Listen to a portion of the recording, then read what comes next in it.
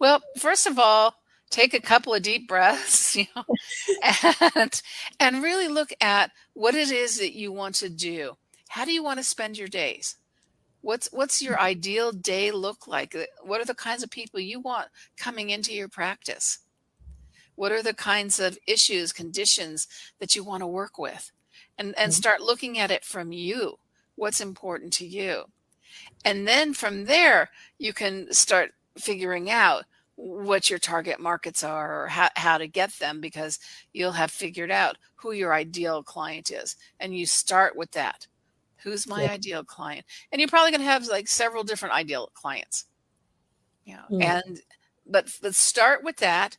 Uh, Realize that there are things that you'll have to do. You'll have to find out what your local regulations are, and in terms of if you have to have any kind of uh, legal entity set up, or if you can just start your practice. Are there any special, in addition to your practice license, are there any other kind of business licenses you need? So you have to find out that information. But hopefully, your business teacher has given you that information already, or Yeah. at least told you where to go locally to find that information, Mm. and even not just locally, but where to go in your state or in your country, in general, to find that kind of legislative things. It's Yeah. really very simple to start a practice. The other thing is open up a separate business checking account. Hmm.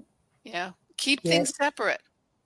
And that's really important, to keep things separate. Keep your money separate. Keep track of it.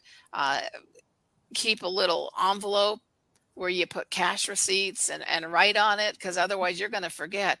That's the other thing, is that people really lose out on a lot of legitimate business expenses because they Hmm. don't write them down.